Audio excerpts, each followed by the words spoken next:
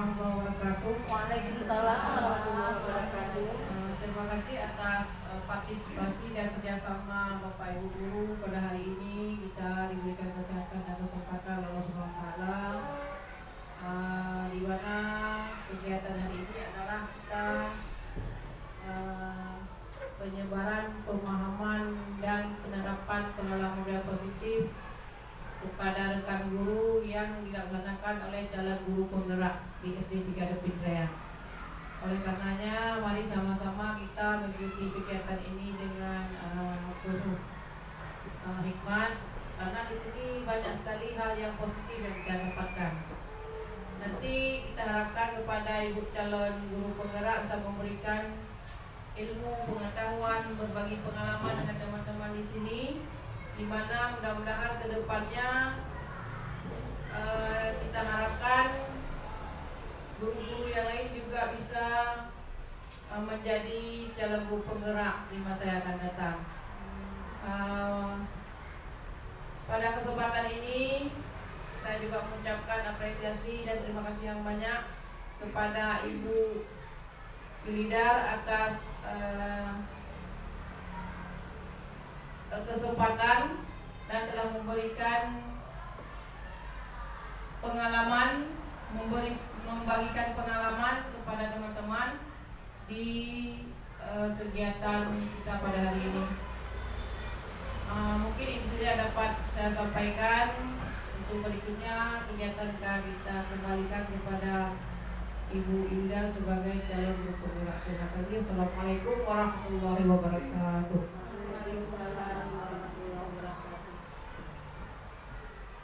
Sebelumnya saya ingin mengucapkan ribuan terima kasih kepada Ibu Kepala Sekolah.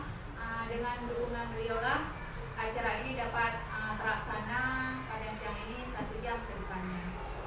Dan saya juga berterima kasih kepada ibu-ibu yang sudah hadir di sini semua. Di tengah-tengah kesibukan kita, ibu-ibu menyempatkan waktu untuk hadir memenuhi undangan saya di ruang kantor ini dalam rangka desiminasi modul 14 yaitu mengenai budaya positif.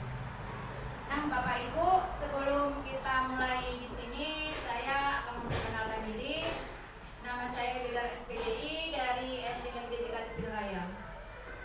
Saya berada di sini sebagai calon guru penggerak angkatan 8. Tujuan saya mengadakan desiminasi ini ataupun sosialisasi modul 1.4 yaitu mengenai budaya positif. Yang pertama ini merupakan tugas kami CGP ya, untuk melakukan aksi nyata budaya positif di sekolah kita masing-masing.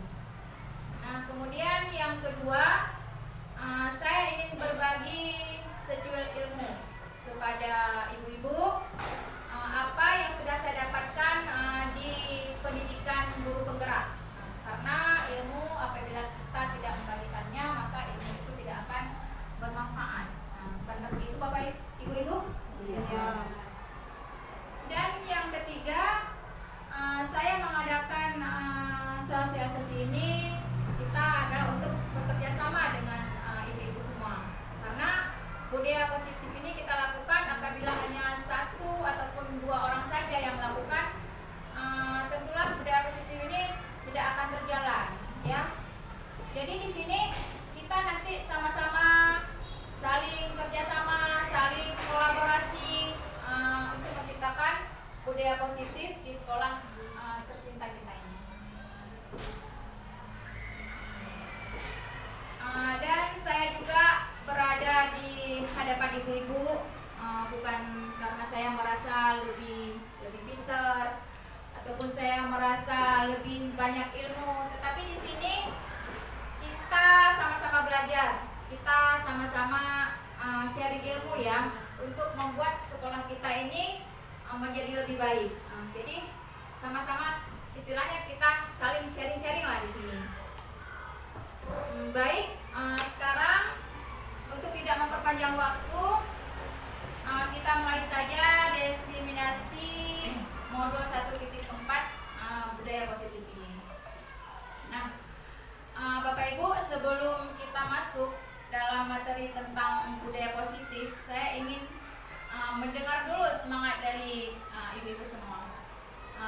seperti slogan kita atau apa yel-yel sekolah kita ya.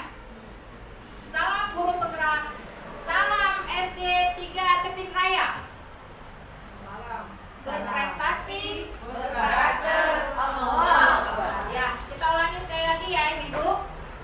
Salam guru penggerak, salam SD 3 Tepin Raya. Berprestasi, berkarakter, Allahu Akbar. Ya, baik, terima kasih Ibu semua. Berikan tepuk tangan ya untuk kita semua. Baik, Ibu-ibu, saya akan memaparkan sedikit tentang budaya positif. Nah, budaya positif ini di sekolah yaitu nilai-nilai ataupun nilai-nilai kebiasaan di sekolah yang berpihak pada murid agar murid kita itu bisa berkembang menjadi pribadi yang kritis, penuh hormat dan bertanggung jawab sesuai dengan profil pelajar Pancasila. Di sini di sekolah kita ini apakah sudah ada nilai-nilai ataupun kebiasaan yang mencerminkan tentang budaya positif Bapak Ibu? Sudah ya. Seperti contohnya tiap pagi kita melaksanakan 3S. Apa itu 3S? Ya, kita menyambut anak-anak kita itu dengan senyum, dengan sapa, ya. Anak-anak ya dengan salam. Kita menyambut mereka itu dengan senang ya. Anak pun merasa senang disambut oleh gurunya. Nah, kemudian apalagi ada kegiatan kita seperti apa? Baris berbaris ya. Baris berbaris sebelum masuk kelas, terus ada berdoa sebelum belajar dan sesudah belajar. Kemudian ada lagi budaya positif melaksanakan hari-hari besar di sekolah kita. Nah, semua itu adalah contoh budaya positif yang sudah ada di sekolah kita. Dan tujuannya itu untuk apa? Budaya tersebut yaitu untuk membangun karakter siswa itu sesuai dengan profil pelajar Pancasila. Baik Bapak Ibu, kita lanjut. Di sini Ibu semua ya. Di sini bisa dilihat Ibu-ibu. Ada 8 konsep utama mengenai budaya positif atau 8 konsep inti ya. Nah, di sini kami sebagai guru penggerak mempelajari ke-8 konsep ini selama lebih kurang 2 minggu. Namun di sini saya akan menyampaikan kepada ibu-ibu dalam waktu 1 jam ke depan yang menjadi poin-poin besarnya saja. Nah, nanti selebihnya nanti kita akan berkolaborasi untuk menciptakan budaya positif yang lain. Oke, yang pertama konsep inti budaya positif yang pertama yaitu perubahan paradigma belajar. Nah, terus yang kedua disiplin positif, dan yang ketiga nilai-nilai kebajikan. Selanjutnya ada kebutuhan dasar manusia, ada motivasi perilaku manusia, restitusi maupun posisi kontrol guru. Yang ketujuh keyakinan kelas, dan yang terakhir segitiga restitusi. Nah, dari ke-8 poin konsep inti ini materinya itu sangat bagus ya, sangat baik. Dan ada beberapa materi yang sudah saya pelajari di sini benar-benar menyentil kita, benar-benar seperti menegur kita.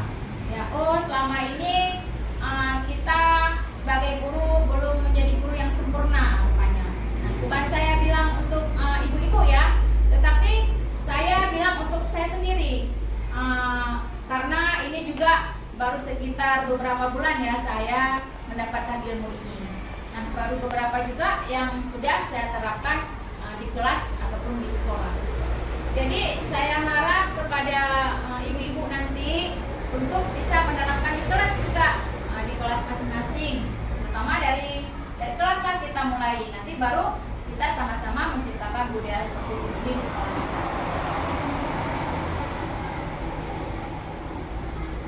Kita lanjut. Yang pertama yaitu mengenai perubahan paradigma belajar. Nah, di sini ibu-ibu, yang saya tebalkan di sini adalah pembelajaran yang terdiferensiasi. Nah, apa itu pembelajaran terdiferensiasi? Pernah ibu mendengarkan? Pembelajaran yang sesuai, yang kita gunakan itu pembelajaran itu sesuai dengan kebutuhan anak didik kita. Nah, kebutuhan yang bagaimana? Nah, kita lihat karakter anak didik kita di dalam kelas, tingkah lakunya bagaimana, gerak-geriknya bagaimana. Nah, dan kita tidak bisa menyamakan antara anak didik kita si A dengan si B ataupun si B dengan si C, karena setiap anak itu memiliki kebutuhan yang berbeda-beda. Nah, jadi kita sebagai guru itu harus melakukan pendidikan itu yang sesuai, yang berpusat dengan murid.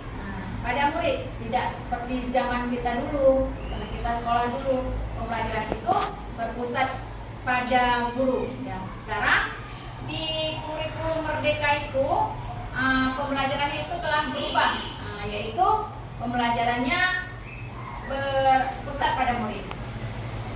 Nah, maksudnya bagaimana kita memperhatikan karakter pendidik kita, kemudian baru kita menggunakan media yang sesuai untuk dia. Nah, kemudian kita baru terapkan sesuai dengan bakat dan minat dia. Nah, kita sebagai guru itu harus bisa peka ya, peka terhadap anak didik kita.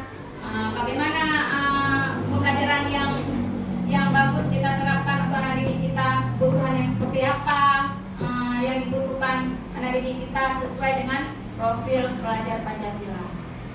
Nah, ibu-ibu, di sini ada kita singgung profil pelajar Pancasila. Apa itu profil pelajar Pancasila, ibu? Profil pelajar Pancasila itu adalah nilai-nilai karakter ya, nilai-nilai karakter yang harus kita tanamkan pada anak didik kita. Profil pelajar Pancasila inilah Bu, ada 6 nilai karakter. Yang pertama, beriman dan bertakwa kepada Tuhan Yang Maha Esa dan berakhlak mulia. Yang kedua, berkebinekaan global. Yang ketiga, bergotong royong. Yang keempat, bernalar kritis, kreatif, dan mandiri. Nah, itu adalah 6 nilai-nilai karakter yang terdapat dalam profil pelajar Pancasila. Nah, itulah yang dikatakan dengan pembelajaran paradigma baru, diharapkan kepada ibu-ibu ya, kita semua agar kita dapat bersekolah, anak-anak kita itu dapat bersekolah dalam keadaan aman, nyaman, dan dia pun dapat mandiri serta bertanggung jawab melalui Merdeka Belajar. Next, kita lanjut dengan miskonsepsi tentang teori kontrol. Nah, ini terdapat 4 miskonsepsi ya. Bagaimana kita sebagai guru dapat mengontrol murid kita. Kemudian arti dari mikrokonsepsi itu sendiri adalah pemikiran kita yang salah ya, ibu-ibu, pemikiran kita yang salah, konsep kita yang salah bahwa orang dewasa itu berhak memaksa di sini. Maksudnya bagaimana? Orang dewasa itu berhak memaksa. Misalnya kita mengatakan begini di kelas, anak-anak, kalau kalian nanti tidak membuat tugas, maka kalian itu ibu hukum. Nah, misalnya ya, anak-anak dengan mendapat hukuman tersebut, maka dia akan melaksanakan tugasnya. Jadi apa yang dikerjakan itu bukan sesuai dengan hati nuraninya, tetapi karena kita paksa ya. Mungkin cara ini memang tidak bagus ya kita terapkan. Contoh lain apa? Contoh lain yang sering kali kita jumpai ya, yang sering kali kita jumpai di kelas, misalnya ada 2 anak yang merantau. Nah, sebenarnya mereka itu masih kukuh dengan pendiriannya, tidak mau memaafkan. Tapi dengan spontan kan kita sering, udah anak ada yang merantau, udah kalian sekarang saling memaafkan. Nah, padahal si anak tersebut kedua-duanya saling pada pendirian mereka tidak mau memaafkan. Karena apa? Maksudnya belum selesai nih Bu. Tapi karena kita ingin cepat aman, keduanya bisa aman, kita mengatakan cepat minta maaf. Nah, kan begitu kita bilang. Padahal anak itu masih saja menangis. Nah, yang satu masih saja tak terima. Nah, yang satunya, tapi kita masih memaksa untuk saling memaafkan. Akhirnya mereka pun memaafkan, tetapi melakukannya itu tidak dengan hati yang sebenarnya ya. Sebenarnya itu mereka tidak mau memaafkan. Nah, belum selesai Bu, masih begitu dalam hati mereka. Kenapa ibu suruh minta maaf? Kan begitu, sering kan? Belum tuntas Bu. Nah, jadi ini adalah ilusi kontrol menurut William Glasser ya. Ini dia. Jadi ilusi bahwa orang dewasa itu selalu mengontrol anak didik kita sendiri ataupun anak kita sendiri ya. Kemudian ilusi guru mengontrol murid. Murid-murid di sini kita buat tidak bebas. Murid kita itu tidak bebas, tetapi kita selalu mengontrol gerak-geriknya. Apa yang dilakukan, malah kita sering mengatakan ini jangan, itu jangan, nah kan begitu. Sebenarnya anak-anak itu tidak mau, tetapi karena kita paksa. Misalnya apa? Di kelas misalnya, kita mengajar anak-anak, kita bilang sama anak-anak, ayo nak, duduk yang rapi, pandangan ke depan, jangan berbicara. Kan sering kita bilang begitu. Kalau kalian tidak mendengar, nanti kalian tidak paham. Nah, kita mengatakan begitu kan sama anak-anak. Tetapi apakah setelah kita bilang duduk nak, dengarkan nak, diam nak, nah, apakah setelah selesai kita memberikan materi, anak-anak itu paham? Tidak kan? Belum tentu kan? Belum tentu. Jadi mungkin anak-anak yang paham, dia senang apa yang dengan kita kontrol. Nah, anak yang paham, sedangkan anak-anak yang hanya duduk diam, hanya melihat, belum tentu dia bisa. Nah, itulah yang disebut kurikulum merdeka ya. Anak-anak itu bebas untuk mengeluarkan pendapat. Kemudian kita lanjut dengan ilusi bahwa kritik dan membuat orang bersalah mampu menguatkan karakter. Nah, ini seringkali juga kita lakukan kepada anak-anak, baik anak kita pribadi ataupun anak-anak kita. Nah, sering kita membuat dia merasa bersalah. Ya ampun nak, kita bilang, orang tua kamu sudah capek-capek, dia di rumah kerja dan lain-lain, tapi kamu sampai di sekolah main-main, kan begitu? Ada kan? Pernah kan kita bilang begitu? Saya sendiri pernah. Nah, itu akan membuat membuat anak itu merasa bersalah. Malahan kalau anak itu nangis, malah kita yang senang. Sudah membuat mereka merasa bersalah, padahal sebenarnya itu tidak efektif. Kemudian mungkin kita melakukannya bisa, tapi itu jalannya itu sebentar saja ya.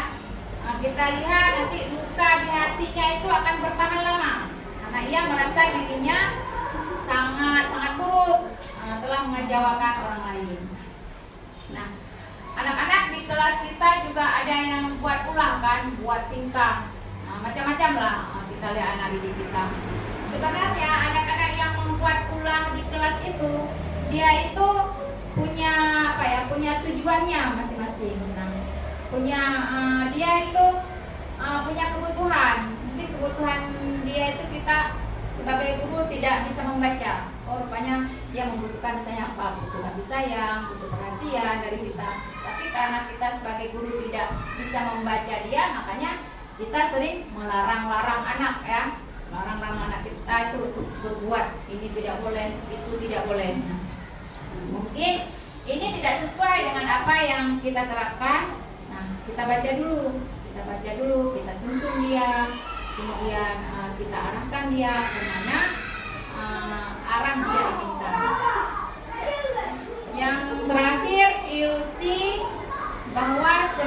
penguatan positif efektif dan bermanfaat. Nah, pada saat anak-anak tersebut belum menyadari dalam dirinya, maka walaupun mengikuti apa yang kita perintahkan, bisa saja nanti sewaktu-waktu mereka akan berbuat hal yang kurang baik ya. Next.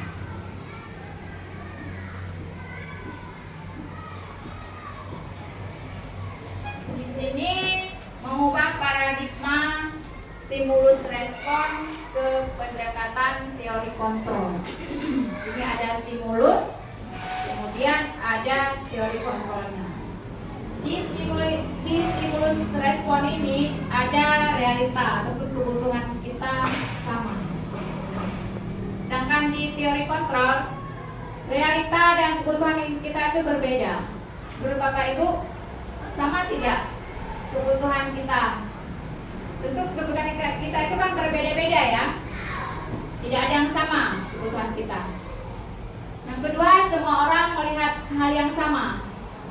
Nah, di teori kontrolnya setiap orang memiliki gambaran yang berbeda. Kemudian kita mencoba mengubah orang agar berpandangan sama dengan kita. Di teori kontrolnya kita berusaha memahami pandangan orang tentang dunia. Yang selanjutnya, perilaku buruk dilihat sebagai suatu kesalahan. Di teori kontrolnya, semua perilaku memiliki tujuan. Orang lain bisa mengontrol kita. Di teori kontrolnya, hanya Anda yang bisa mengontrol diri Anda. Selanjutnya, saya bisa mengontrol orang lain. Di teori kontrolnya, Anda tidak bisa mengontrol orang. Di stimulus respon, pemaksaan ada pada saat bujukan gagal. Kita sering kan membujuk anak-anak kita untuk dia melakukan apa yang sesuai dengan keinginan kita. Padahal anak-anak itu tidak ada minat demikian. Misalnya apa? Di kegiatan ekstrakurikuler misalnya, dia minatnya menggambar, tetapi kita paksa, kita bujuk dia, udah jangan ikut menggambar, kamu menyanyi saja. Sedangkan dia tidak ada minat di sana. Bagaimana kita mau bujuk, merayunya untuk dia lakukan? Nah, di stimulus kontrol ini, kolaborasi dan konsensus menciptakan pilihan-pilihan baru. Kemudian yang terakhir, model berpikir menang kalah. Dan teori kontrolnya, model berpikir menang-menang. Baik, kita lanjut ke slide berikutnya. Nah, disiplin positif. Kita masuk yang kedua mengenai disiplin positif. Dengar kata-kata disiplin ini, apa yang bisa tergambar oleh individu? Disiplin itu yang bisa tergambar dari pikiran kita apa? Tentang apa? Ya, peraturan misalnya kan sangat dekat hubungannya dengan peraturan kalau disiplin kan, dengan tata tertib gitu kan. Baik, kita lanjut. Di sini ada disiplin positif. Nah, disiplin itu sendiri artinya belajar ya. Dalam bahasa artinya disiplin, yaitu belajar. Disiplin itu bisa membuat orang menggali potensi menuju sebuah tujuan, apa yang dia hargai. Disiplin diri yang memiliki tanggung jawab terhadap apa yang dilakukan berdasarkan nilai-nilai yang diyakini. Nah, dalam budaya positif kita makna dari kata positif, makna dari kata disiplin ini telah berubah menjadi sesuatu yang dilakukan seseorang pada orang lain untuk mendapatkan kepatuhan ya. Nah, disiplin positif merupakan salah satu cara penerapan disiplin yang bertujuan untuk menumbuhkan kesadaran serta memperdayakan peserta didik tanpa imbalan penghargaan atau reward ataupun ancaman atau hukuman. Nah, seperti kita ini guru-guru kita pribadi untuk menciptakan disiplin sendiri. Misalnya disiplin hadir ke sekolah tanpa adanya paksaan, bukan hanya ini karena pinjer, harus pinjer, jadi harus cepat-cepat hadir, ya kan? Tetap itu kan untuk mendapat apa misalnya penghargaan atau mendapat imbalan, ya kan? Tapi disiplin itu kita tumbuhkan dari dalam diri kita sendiri, benar-benar lahir dari kesadaran kita sendiri. Nah, untuk menciptakan disiplin diri dulu. Nah, itu ya ibu-ibu disiplin yang sebenarnya.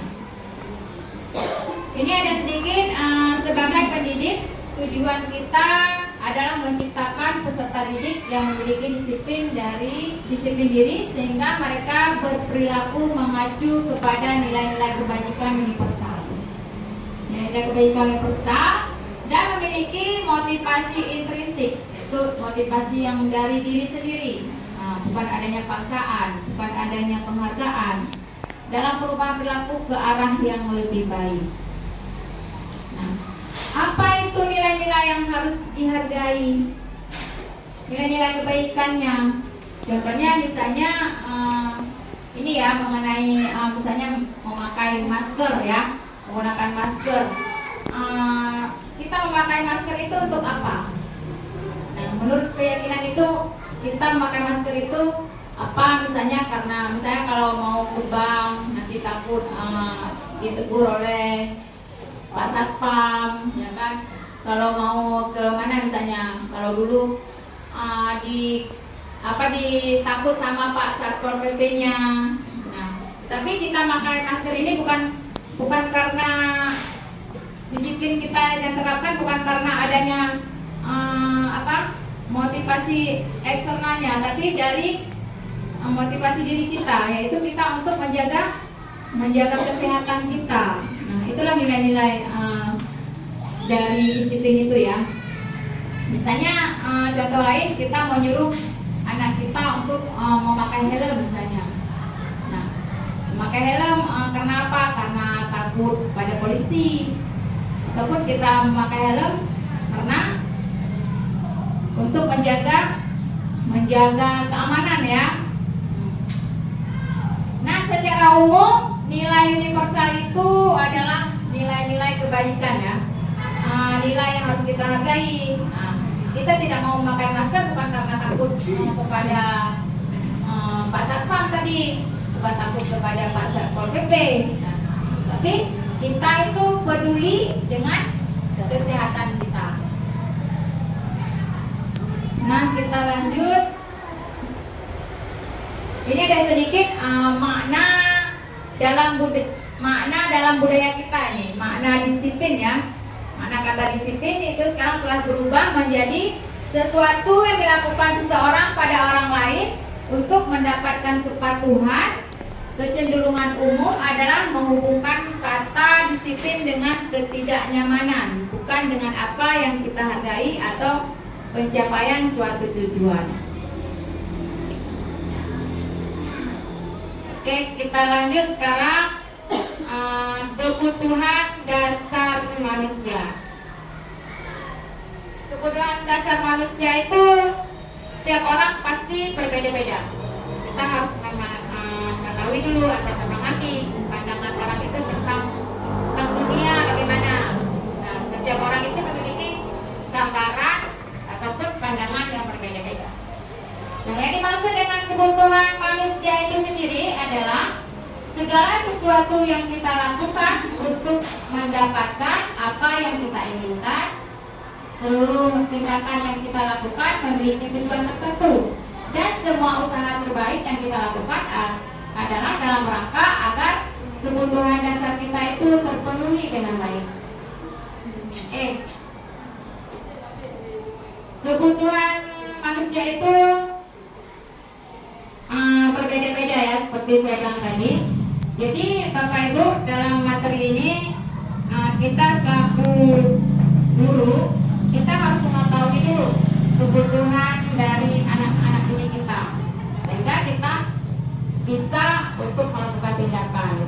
Dan tindakannya apa, tindakannya bagaimana. Nah, kita harus perhatikan dulu kebutuhan anak kita itu sebenarnya bagaimana yang diperlukan. Nah, jadi di sini kita jangan sampai salah bertindak ya.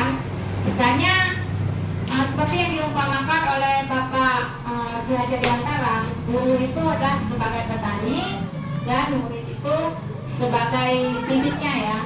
Jadi petani itu dia harus mengetahui dulu misalnya bagaimana padi tersebut, tentunya bagaimana untuk menanam padi tersebut agar mendapat padi yang unggul ya.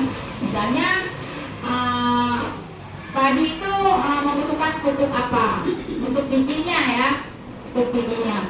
Sementara kalau jadi untuk petani tersebut diberi pupuk daun misalnya.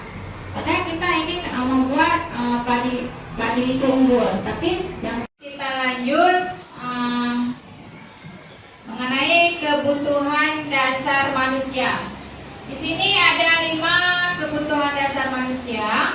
Yang pertama itu bertahan hidup. Kebutuhan ini, baik saya baca dulu semua. Bertahan hidup, kemudian yang kedua kasih sayang dan merasa diterima. Yang ketiga penguasaan, yang keempat kebutuhan kebebasan, dan yang terakhir adalah kebutuhan dasar manusia yaitu kesenangan. Nah, kebutuhan ini yang pertama kebutuhan berdasar hidup. Kebutuhan berdasar hidup ini yaitu bersifat fisiologis ya, seperti sandang, kebutuhan pangan, kebutuhan papan, nah kebutuhan untuk merasa aman. Jadi bagaimana anak-anak di sekolah, di kelas ingin belajar dengan baik kalau kebutuhan bertahan hidupnya pangan atau sandang tadi tidak terpenuhi.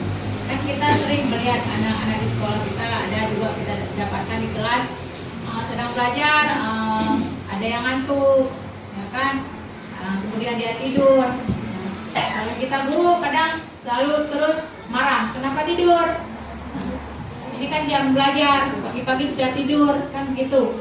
Padahal anak-anak itu dia butuh kebutuhan karena mungkin tidak makan, makanya dia lapar, kemudian makanya dia tertidur di kelasnya. Atau dia ada masalah, misalnya ada kebanjiran misalnya di rumah dia, sehingga dia sampai di sekolah itu dalam keadaan tidak nyaman atau tidak tenang. Nah, bagaimana anak-anak itu bisa berkreatif di sekolah, bisa bertanggung jawab dan lain-lain. Apabila ia merasa bersalah, takut ke sekolah, misalnya melihat ibu guru, melihat ibunya dia takut, melihat teman dia takut diancam, takut dibully. Nah, itu adalah kebutuhan dasar seorang anak, yaitu kebutuhan survival ya. Kemudian yang kedua, kebutuhan kasih sayang dan diterima. Nah, kebutuhan cinta kasih sayang ini atau merasa diterima di dalam kelompok. Di sini kan biasanya anak-anak ada yang mencari perhatian kita. Ada anak-anak yang di kelompok duduk sendiri, dia tidak aktif. Nah, kenapa? Dan kita bilang kenapa dia tidak mengerjakan, yang satu kenapa duduk, ya kan? Padahal dia ingin kita memperhatikan, ingin disayang, ingin diterima di kelompoknya. Makanya kita tidak boleh langsung menegur ataupun memarahinya. Sering kan anak-anak seperti ini kita jumpai di kelas. Dia yang meminta gurunya untuk memperhatikan dia. Dia cari perhatian ya. Dia butuh kasih sayang. Nah, misalnya ada anak juga yang ingin diperhatikan. Dia pakai baju baru misalnya, atau dia pakai apalah yang baru. Kemudian kita tidak memperhatikannya. Padahal dia ingin mencari perhatian dari kita guru untuk memperhatikan dia. Oh bu, saya hari ini pakai jam tangan baru misalnya, dia pakai jilbab baru. Nah, itu salah satu kebutuhan kasih sayang dari guru yang siswa kita harapkan. Nah, selanjutnya kebutuhan dasar manusia mengenai penguasaan. Ini penguasaan ini berkaitan dengan harga diri ya. Seperti apa misalnya? Kan ada anak-anak di dalam kelas ingin tampil, sedikit-sedikit ingin maju ke depan, sedikit-sedikit maksudnya dia ingin dipuji-puji lah oleh gurunya. Pasti kan ada anak-anak di kelas seperti ini. Artinya anak tersebut itu dia sedang melakukan yang berkaitan dengan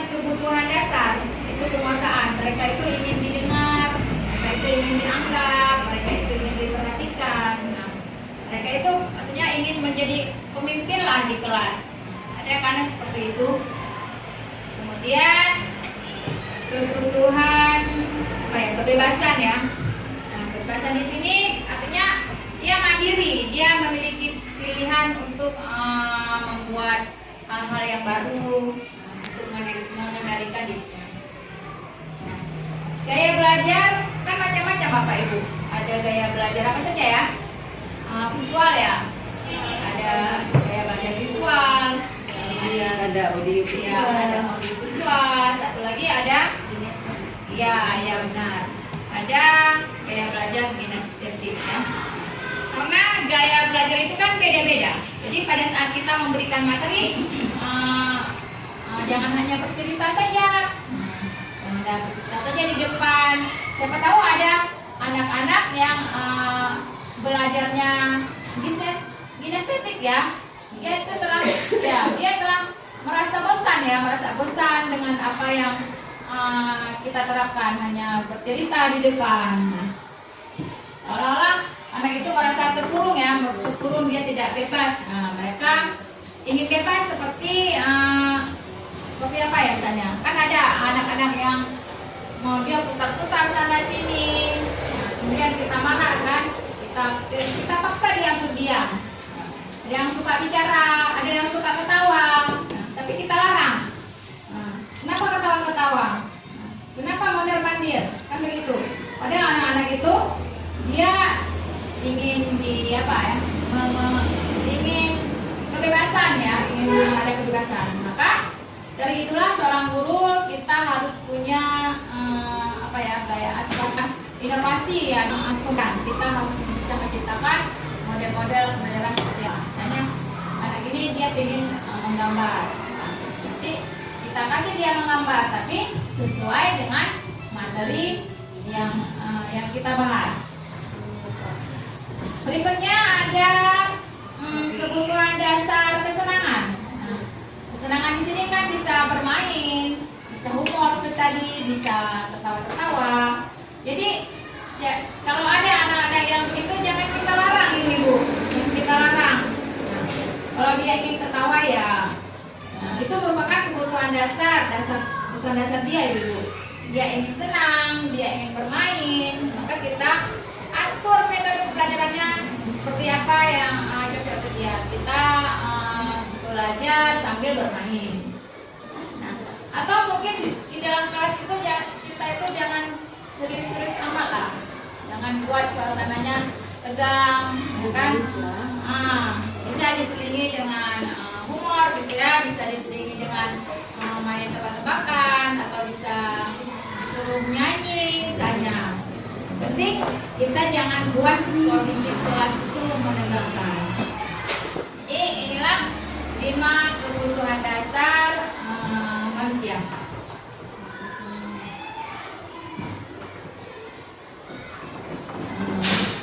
Masih berkaitan dengan motivasi perilaku manusia.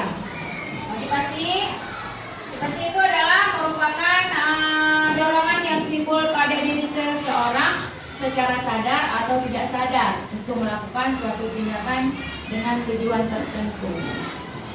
Nah, motivasi itu kan ada 2, motivasi ekstrinsik dan motivasi intrinsik.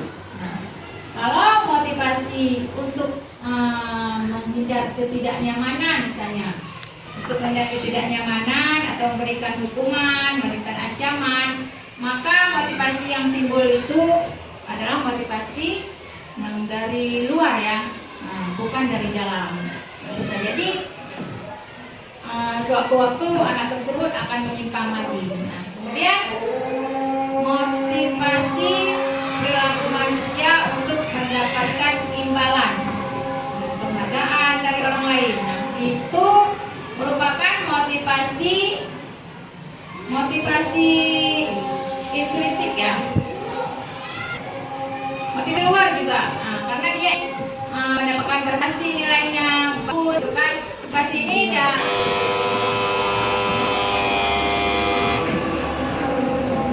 untuk mendapatkan imbalan ataupun penghargaan dari orang lain.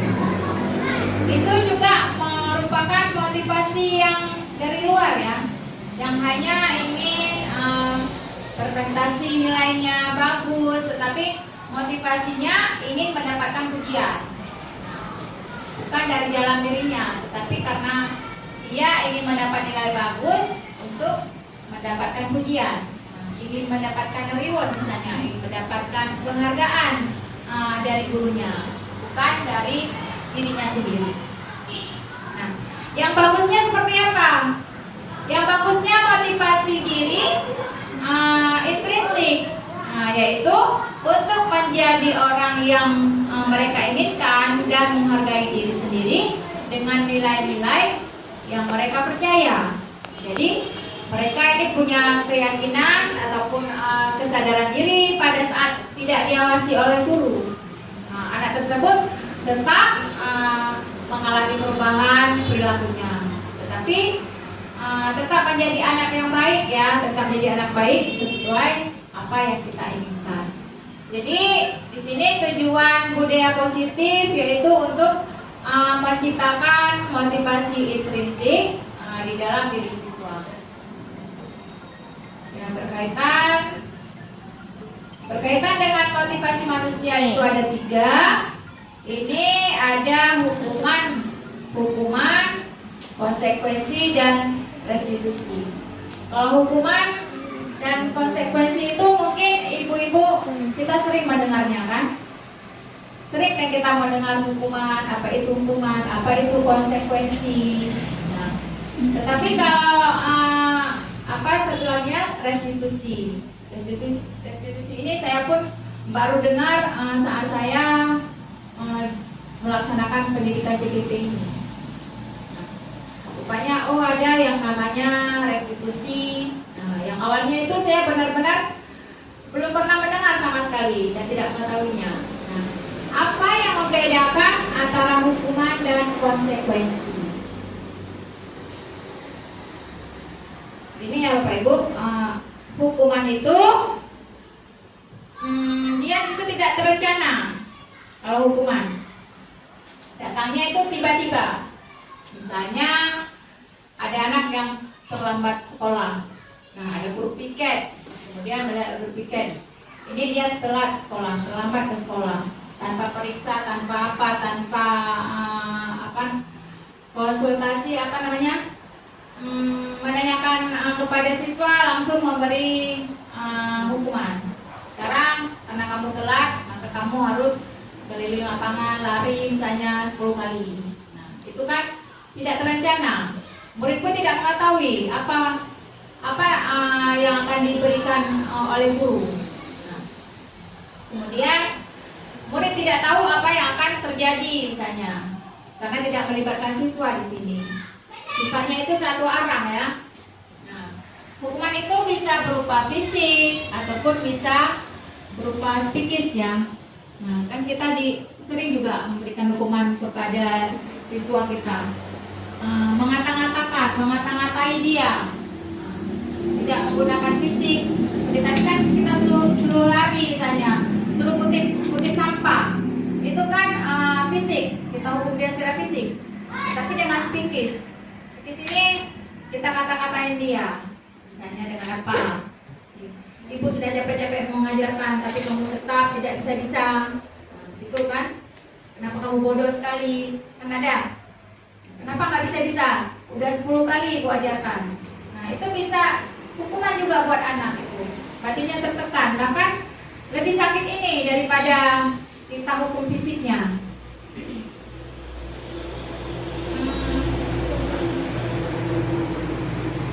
Kemudian konsekuensi ya.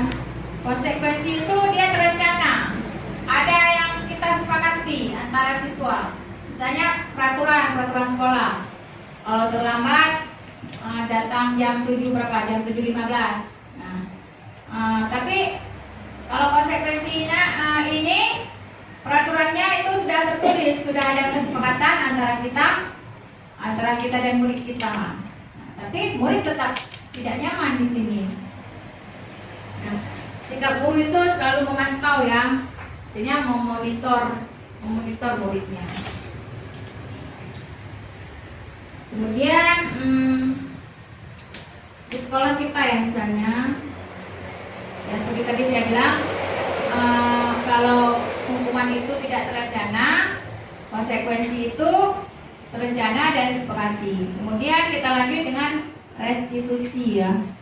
Restitusi itu proses menciptakan kondisi bagi murid, nah, untuk memperbaiki kesalahan.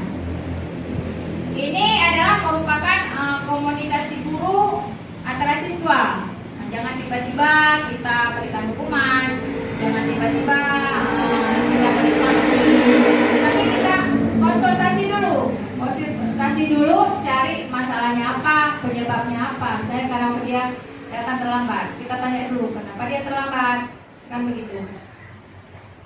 Nah, kita cari tahu dulu solusinya. Nah, kita mencari anak itu supaya dia nanti mau bertanggung jawab.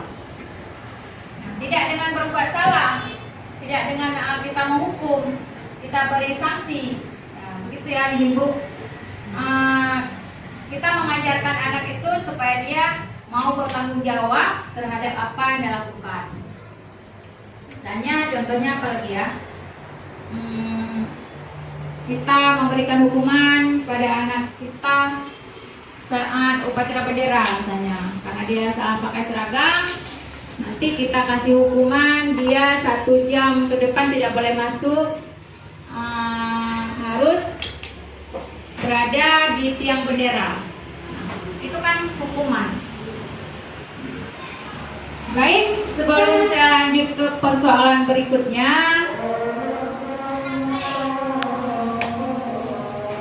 ini ada contoh ya Ibu.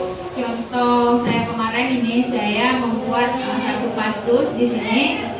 Satu kasus karena ada seorang siswa yang salah menggunakan seragam.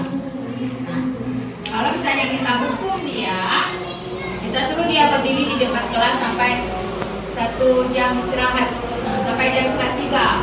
Nah, kemudian kita marah sama dia sehingga murid itu jadi takut ya. Itu kalau saya kita hukum, kalau kita posisi guru sebagai penghukum. Nah, kalau posisi kita di konsekuensi, kita memberi konsekuensi kepada siswa. Ini kamu salah memakai seragam, nah. Jadi apa yang akan kamu lakukan? Kita menelpon, memberikan konsekuensi untuk menelpon orang tua siswa untuk mengantarkan seragam yang sama seperti yang digunakan siswa lain. Nah, kemudian guru tegas dan siswa pun bisa menghormati. Nah, jalan yang terbaiknya adalah restitusi. Di sini kita akan nanyakan keyakinan kelas ataupun menanyakan diri dan membantu siswa menyelesaikan masalah. Nah, bagaimana ini? Kamu telah salah menggunakan seragam, apa yang akan kamu lakukan? Kalau memang ingin bisa dengan menelpon orang tuanya untuk mengantarkan baju, berarti ini ada satu kesempatan murid dan guru. Dan selanjutnya guru terbuka dan siswa pun menghormati dirinya dan orang lain.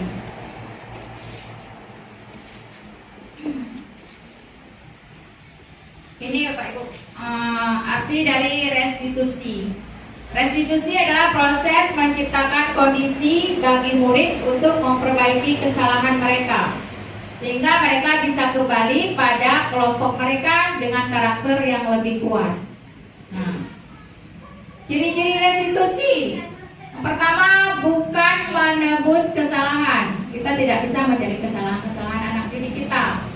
Nah, ciri-ciri restitusi yang kedua itu memperbaiki hubungan. Yang ketiga, tawaran bukan paksaan. Seperti tadi, ini salah pakai seragam, apa solusinya? Kita menawarkan, tidak menyuruh anak pulang. Kemudian menuntun untuk melihat ke dalam diri. Kemudian ciri-ciri restitusi selanjutnya, mencari kebutuhan dasar yang mendasari tindakan. Nah, selanjutnya fokus pada karakter bukan tindakan. Ya, kita melihat dulu karakter dari kita. Tidak boleh mengambil tindakan dengan menghukum seperti tadi atau memberi sanksi, yang disebut dengan konsekuensi. Kemudian menguatkan dan fokus pada solusi. Ya. Jalan yang terbaik kita cari solusinya seperti apa.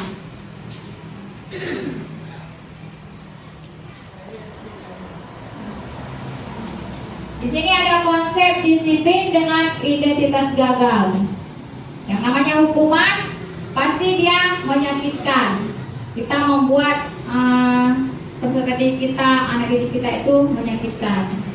Kemudian kita membuat anak didik kita tidak aman. Kita membuat dia takut. Kemudian kita memaksa anak murid kita. Kita membuat murid kita menyembunyikan kesalahan. Nah, karena dia takut hukuman, pasti dia akan berbohong, ya kan? Murid menjadi rendah diri karena mungkin karena kita kata-katakan dia, kata-katain dia dengan bahasa yang tidak pantas kita keluarkan. Nah, itu merupakan satu hukuman yang menjadi murid menjadi rendah diri. Kemudian penghargaan itu tidak efektif. Misalnya dia belajar itu sudah terpaksa. Nanti kalau dia tidak mendapat ranking lagi, tidak mendapat juara kelas lagi, maka dia akan merasa itu seperti hukuman juga buat dia. Bisa merusak hubungan ya, bisa merusak hubungan antara kita dan siswa. Kemudian penghargaan itu juga bisa mematikan kreativitas. Selanjutnya, menghukum siswa dengan sistem ranking dan merampas hak menghargai diri. Kesemua ini adalah konsep disiplin dengan identitas gagal. Next, selanjutnya konsep disiplin dengan identitas sukses. Konsekuensi itu bisa penguatannya itu dalam jangka pendek. Nah, mungkin dia hanya mendengar sesaat apa yang kita nasihatkan, tetapi selebihnya nanti dia lupa lagi dan akan mengulangi kesalahannya lagi. Nah, konsekuensi ini perlu monitoring berkelanjutan. Setiap kalinya kita harus mengawasi murid. Kemudian stimulus respon. Nah, selanjutnya murid mematuhi peraturan. Berarti dia ini karena peraturannya begini, berarti kita harus patuh. Nah, karena ada unsur keterpaksaan juga di situ. Kemudian kehilangan waktu untuk merunungi kesalahan. Restitusinya bagaimana? Dengan restitusi dia mulai bertanggung jawab untuk perlakuannya. Seperti terlambat ke sekolah. Nanti dia akan kita sama-sama cari solusi untuk kedepannya jangan terlambat lagi bagaimana. Nah, kemudian fokus pada pemecahan masalah dalam jangka panjang. Selanjutnya murid menghormati dirinya dan orang lain. Dan teori kontrol, dirinya memegang teori kontrol. Murid juga bersemangat memperbaiki kesalahannya. Itu restitusi. Nah, di sini ada 5 posisi kontrol guru. Sebelum saya lanjutkan, kira-kira posisi kontrol kita masing-masing di sini di mana, Bu? Kalau saya pribadi ini kelima-lima ini sudah pernah saya lakukan. Mungkin posisi kontrol Ibu Fauziana gimana, Bu, yang seringnya? Pemantau. Kira-kira pernah tidak menghukum siswa? Bisa jadi ini bukan hanya satu posisi kontrol ini di diri kita itu bukan hanya satu, bukan hanya 2. Kalau saya semua sudah ini pernah saya lakukan.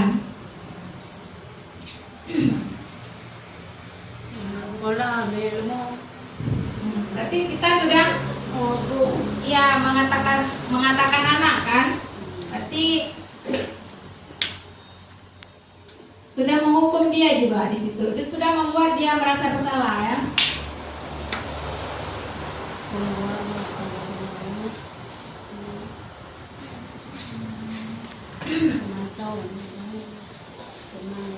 Nah, di sini ada contoh penerapan 5 posisi kontrol.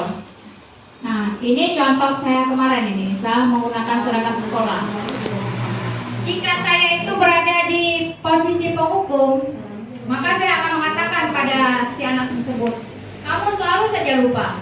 Kan begitu kita mengatakan. Nah, pasti selalu lupa. Ketika kita sudah menekan anak-anak di situ dengan kata-kata kita itu, kita berarti sudah menghukum anak. Kemudian Kalau posisi kita itu membuat merasa bersalah, kamu bagaimana ya? Kamu sudah janji dengan ibu tidak akan lupa lagi. Kamu kenapa ya senang sekali mengecewakan ibu? Ibu benar-benar kecewa sama kamu. Benar-benar kecewa sekali. Berarti kan kita sudah membuat anak itu merasa bersalah. Nah, jika posisi kita itu di teman, ya sudah, kali ini tidak apa-apa. Mungkin untuk lain kali harus diingat. Kan begitu. Kita persilakan anak kita duduk kembali. Berarti kita di situ posisi kita itu adalah sebagai teman. Selanjutnya, kalau posisi kita di pemantau, kita pasti tanya, kenapa? Peraturannya apa? Peraturannya bagaimana? Kenapa salah menggunakan seragam? Nah, kan? Apa yang telah kamu lakukan? Kata kita kepada siswa kita. Nah, sanksi atau konsekuensinya apa? Kita tanya. Pilih yang mana dia? Kalau misalnya salah menggunakan seragam, berarti dia tadi ingin menelpon orang tuanya untuk membuat seragam yang sama seperti siswa lain. Nah, kalau posisi kita di manajer, apa yang kamu mengetahui? Apa kamu mengetahui kesalahan kamu? Begitu kita tanya. Apa kamu mengetahui kesalahan kamu? Nah, iya bu, pasti dijawab itu. Iya bu, saya salah menggunakan seragam. Nah, bagaimana kamu akan memperbaiki masalah ini? Kita cari solusinya sama-sama. Nah, jawabannya tadi, dia akan menelpon orang tuanya untuk membuat seragam yang sama. Nah, ini ya, mungkin ibu-ibu sudah mengalaminya lebih banyak lagi pengalaman dari saya. Jadi tahu sendiri kita berada di posisi kontrol yang mana. Nah, kita masuk dalam keyakinan kelas. Di sini ada pertanyaan ibu. Mengapa keyakinan kelas? Mengapa tidak peraturan kelas saja? Nah, di sini. Kenapa keyakinan? Bisa ibu jawab? Kenapa keyakinan? Kenapa bukan tidak peraturan kelas saja? Kalau keyakinan sama-sama kita sepakati antara siswa dengan gurunya. Iya benar bu. Kalau peraturan? Kalau peraturan otomatis kita yang membuat. Ya kita dari guru yang membuat. Sementara tidak melibatkan anak. Ya benar bu. Kalau keyakinan itu kita buat sendiri ya. Kita buat sendiri bersama anak-anak kita. Nah, dibuat. Kalau peraturan itu guru yang buat. Nah, padahal saya baru ini mengetahui ada keyakinan. Sebelumnya juga tidak mengetahui ada keyakinan ya. Di guru penggerak inilah saya mengetahui ada ini ada keyakinan kelas. Misalnya keyakinan seperti tadi saya bilang pakai helm. Nah, kenapa harus pakai helm? Dia yakin untuk melindungi dirinya. Nah, kalau peraturan berarti dia takut ditangkap polisi. Nah, seperti itu ya ibu-ibu. Nah, maka dari itu kenapa bukan peraturan tapi keyakinan? Nah, karena yang mau kita bentuk itu dalam diri anak itu motivasi intrinsiknya, bukan motivasi ekstrinsik. Nah, ini bu, ini ada keyakinan kelas ya. Kemarin saya sudah buat di kelas 6. Ini yang ditempel-tempel ini kertas post-it ya, atau ibu bisa memodifikasi dengan kertas-kertas lain yang menarik. Kemudian kita bagikan kepada siswi kita untuk membuat keyakinan kelas. Nah,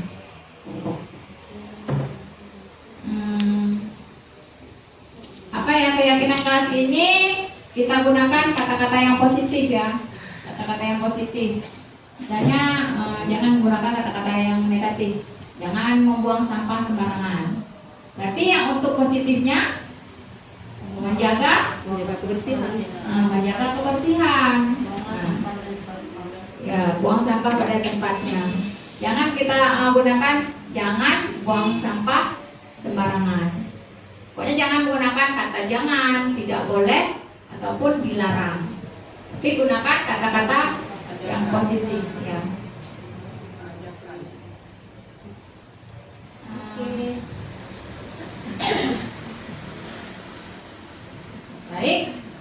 sini bagaimana kita cara membentuk keyakinan kelas? Keyakinan kelas itu bersifat abstrak ya, bersifat lebih abstrak daripada peraturan. Kalau peraturan itu kan lebih rinci dia, lebih konkret. Nah, kemudian ada berupa pernyataan universal, berupa pernyataan secara umum ya, secara menyeluruh, artinya diketahui oleh seluruh warga sekolah. Kemudian dibuat dalam bentuk pernyataan positif seperti saya bilang tadi. Kita tidak menggunakan jangan, tidak boleh, dan tak dilarang. Selanjutnya peran kelas itu hendaknya terlalu banyak. Nah, mudah dipahami oleh seluruh warga. Selanjutnya dengan kondisi dan sekolah sehingga diterapkan. Yang terakhir, semua warga kelas dilibatkan saat membuat keyakinan kelas. Artinya semua warga di sini hendaknya mau berkontribusi ya dalam pembuatan keyakinan kelas. Lewat kegiatan curhat pendapat seperti tadi, kita bagikan kertas-kertas itu, kemudian anak-anak menulis keyakinan kelasnya masing-masing. Nah, siapkan ibu-ibu kita membuat keyakinan kelas di kelas masing-masing. Ya, ini menciptakan budaya positif ya di sekolah kita. Ini ada sedikit lagi tentang segitiga restitusi. Arti dari segitiga restitusi ini sendiri adalah suatu proses dialog yang dijalankan oleh guru agar dapat menghasilkan murid yang mandiri dan bertanggung jawab. Jika ada anak yang melakukan kesalahan, nah kita sebagai guru tidak boleh langsung menghukum siswa. Jadi kita berdialog dulu dengan siswa tersebut. Nah, di sini ada 3 tahapan segitiga restitusi. Yang pertama itu menstabilkan identitas kita. Kita semua akan melakukan hal yang terbaik yang bisa kita lakukan. Misalnya seperti tadi ada anak yang membuat kesalahan, kita jangan membuat dia merasa bersalah. Tetapi di sini kita stabilkan. Misalnya kita bilang kepada anak-anak berbuat salah itu wajar. Kita bilang begitu kan. Tidak ada manusia yang sempurna. Kita bilang kan. Kemudian bisa juga kita bilang bapak atau ibu guru juga pernah melakukan hal itu. Nah, kita menstabilkan di situ. Kemudian kita mencari solusinya dengan permasalahan ini. Kamu berhak merasa begitu, kita bilang. Itu tergantung kasusnya seperti apa. Pokoknya kata-katanya yang kita keluarkan demikian kita stabilkan. Tidak dengan menghukum langsung, gitu ya. Kemudian fasilitasi tindakan yang salah. Bagaimana kita memfasilitasi tindakan yang salah? Semua perilaku memiliki alasan. Apa yang dibuat anak-anak itu, kesalahan yang dibuat anak itu pasti ada alasannya masing-masing. Pasti kita tanya begini kan, kamu pasti punya alasan kan mengapa melakukan ini? Kan begitu kita melakukan fasilitasi terhadap anak. Kemudian contoh lain misalnya, padahal kamu bisa melakukan yang lebih buruk dari ini ya. Atau kamu melakukannya karena mempertahankan sesuatu yang penting bagimu. Kan ada anak melakukan kesalahan, dia penting bagi dia, makanya dia tidak mau memaafkan. Yang ketiga, menanyakan keyakinan kelas. Jadi di keyakinan kelas ini yang kita buat bersama-sama dengan siswa. Jadi nanti kita tanyakan sudah sesuai dengan keyakinan kelas yang mana? Keyakinan kelas kita tanyakan nilai-nilai apa yang telah disepakati bersama. Kemudian seperti apa gambaran kelihatan yang menurut kamu. Dan yang terakhir, kamu ingin jadi orang yang apa? Ini sebelum saya menutup, ada tanggapan ataupun reaksi dari ibu-ibu mengenai pembahasan kita pada sini. Refleksinya sedikit saja Bu, misalnya tentang budaya positif kita yang sudah kita terapkan di sekolah. Maka ada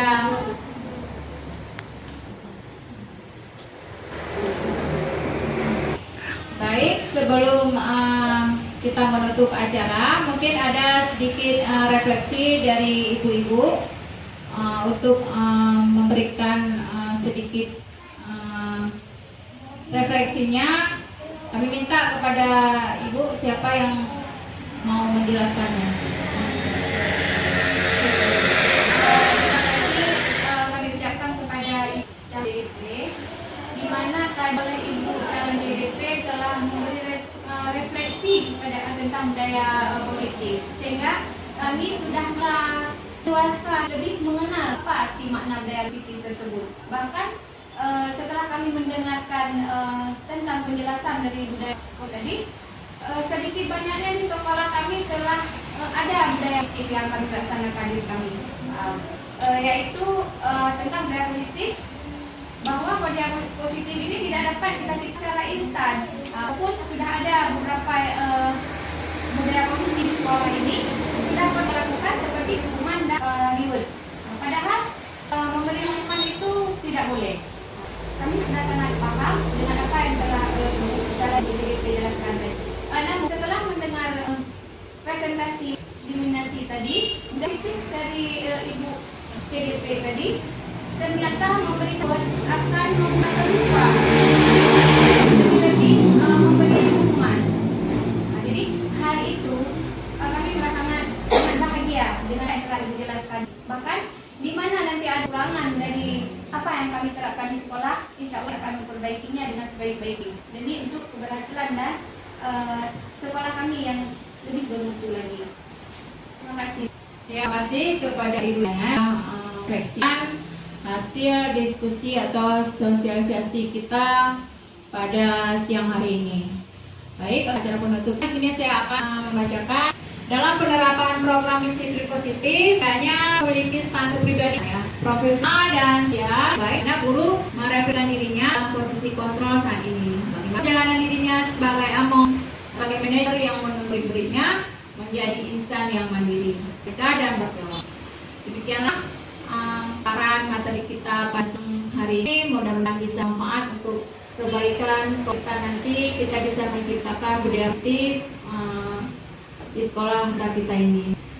Atas waktunya, atas perhatiannya Bapak Ibu semua, saya ucapkan terima kasih. Lebih dan kurang saya mohon maaf, saya akhiri. Wabillahi taufiq wal hidayah. Wassalamualaikum warahmatullahi wabarakatuh. Waalaikumsalam warahmatullahi wabarakatuh.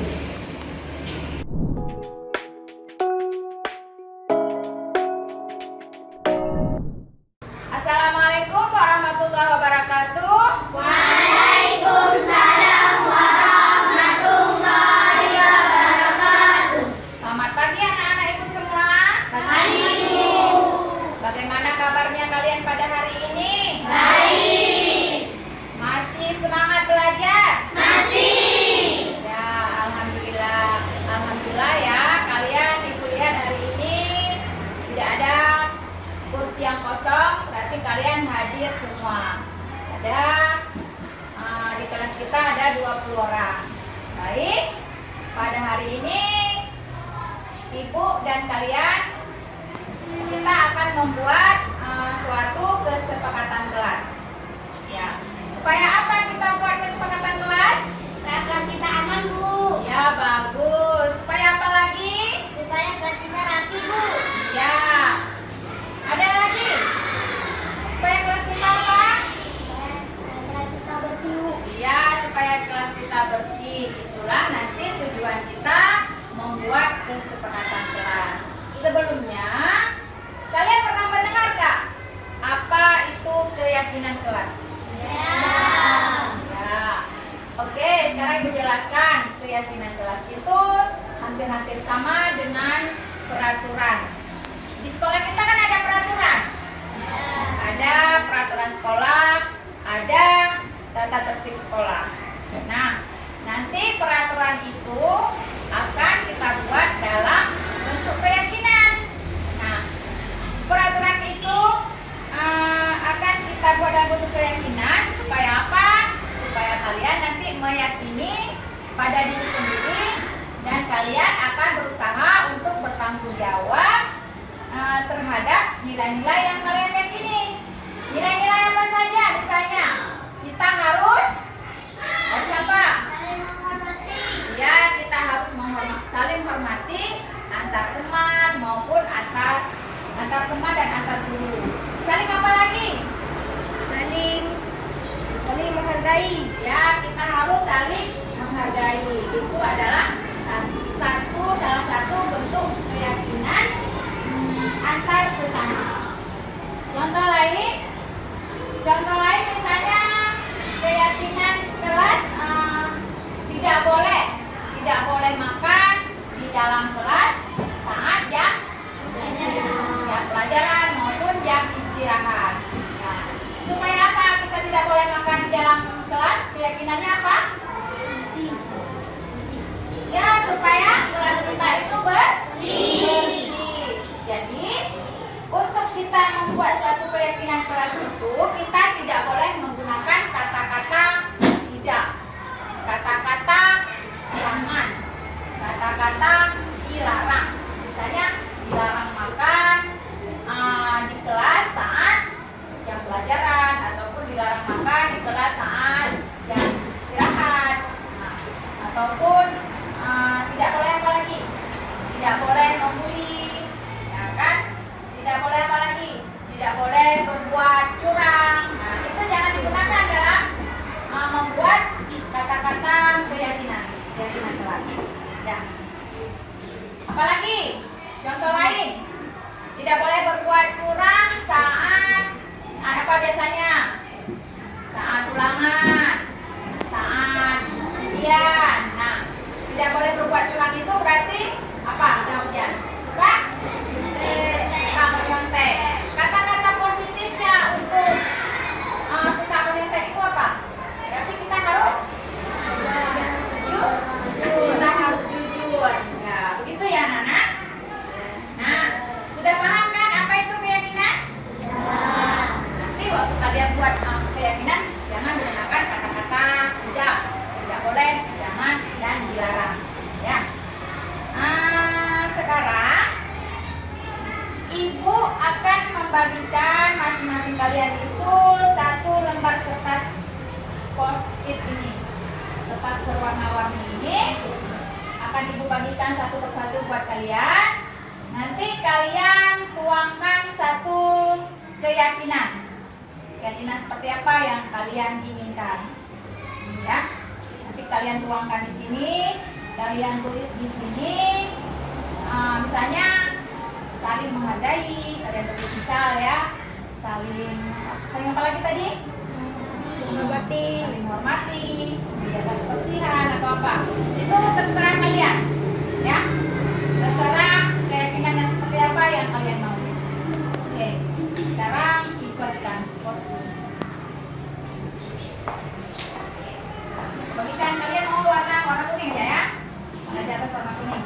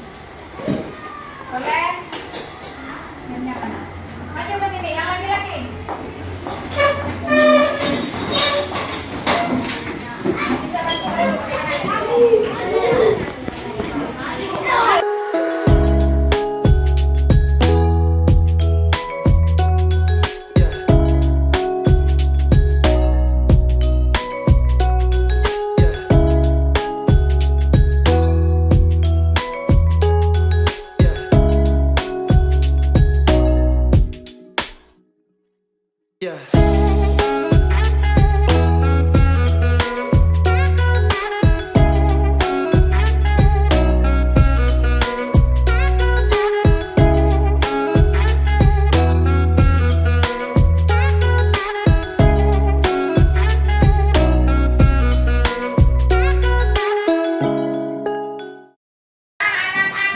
inilah hasil karya kalian, hasil kesepakatan kalian mengenai keyakinan kelas 6 yang sudah kalian tuangkan di sini. Dan ini merupakan nilai-nilai kebaikan yang lahir dari diri kalian masing-masing. Dan nantinya harus kalian terapkan di dalam kelas. Ya, untuk menguatkan keyakinan ini, kalian kumpuli tanda tangan masing-masing di bawah ini. Ya, untuk yang pertama, yang perempuan dulu. Tanda tangan dan maju dari tanda tangan dan nama panggilan saja. 10 di atas.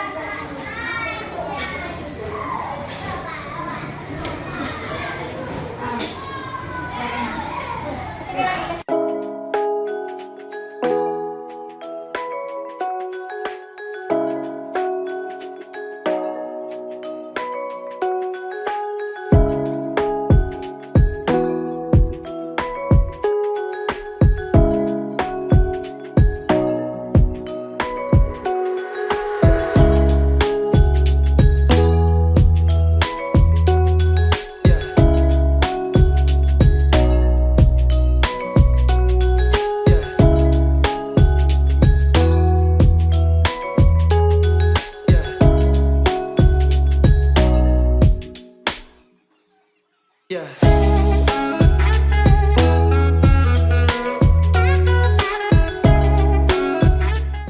Anak-anak ibu, inilah hasil kesepakatan ataupun keyakinan kelas kita yang sudah dikumpulkan tanda tangan. Nah, sekarang mari kita sama-sama tempelkan di depan kelas.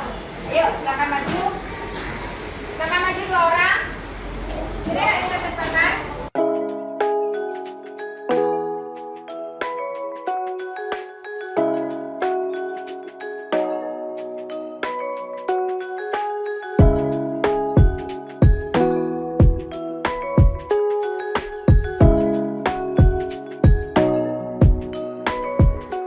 Coba sekarang coba dibaca apa saja keyakinan kelas kita supaya kita bisa mengingat kembali. Nah, jangan nanti sudah dibuat tetapi tidak tahu apa hasilnya. Silakan dibaca. Keyakinan kelas kesepakatan kelas 6. Coba dibaca.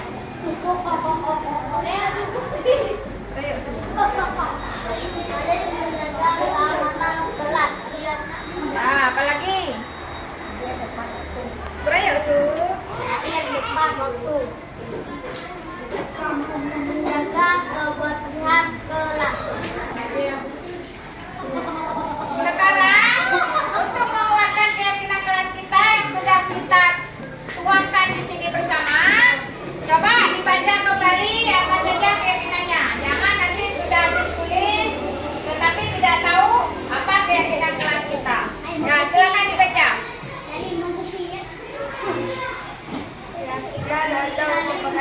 Kelas utama. Ya. Saling menjaga keamanan kelas. Hadir tepat waktu. Menjaga kebersihan kelas. Saling bekerja sama dan saling tolong menolong. Berbicara ketika dipersilahkan oleh guru. Menjaga kerukunan antar teman dan sekolah. Memakai seragam yang rapi. Saling menghargai bersama teman di lingkungan sekolah. Ya, terima kasih. Nih, semoga keyakinan kelas ini, keyakinan di kelas kita ini kita amalkan, kita laksanakan sebaik-baiknya. Terima kasih buat anak-anak ibu semua. Pada hari ini kita sudah selesai membuat keyakinan kelas. Nah, mudah-mudahan bisa diterapkan di kelas sehari-hari. Ya, terima kasih. Assalamualaikum warahmatullahi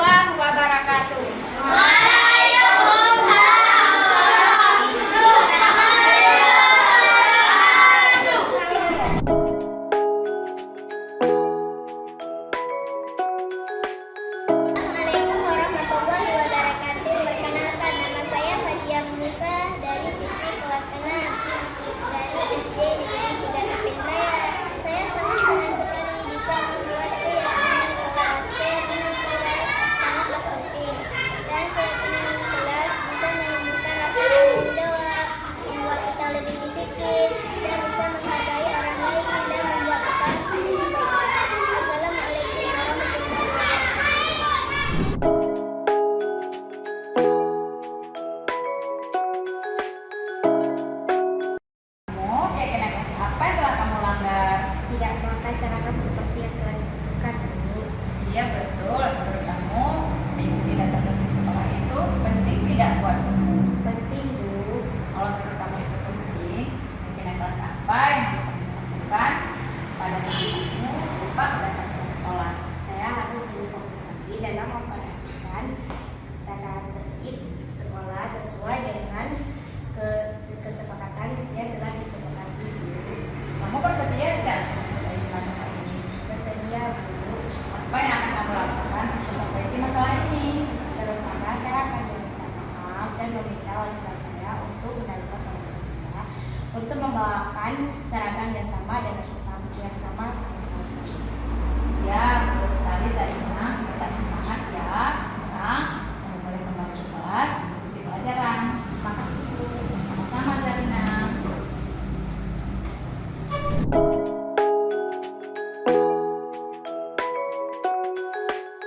Assalamualaikum warahmatullahi wabarakatuh. Nama saya Sandra Salhan. Saya siswi kelas 5 dari SD Negeri 5. Alhamdulillah saya merasa lega dan senang setelah diajak berdiskusi dengan ibu-ibunya. Insya Allah mulai hari ini saya akan lebih konsisten dalam mematuhi keyakinan kelas seperti yang telah ditentukan. Terima kasih. Assalamualaikum warahmatullahi wabarakatuh.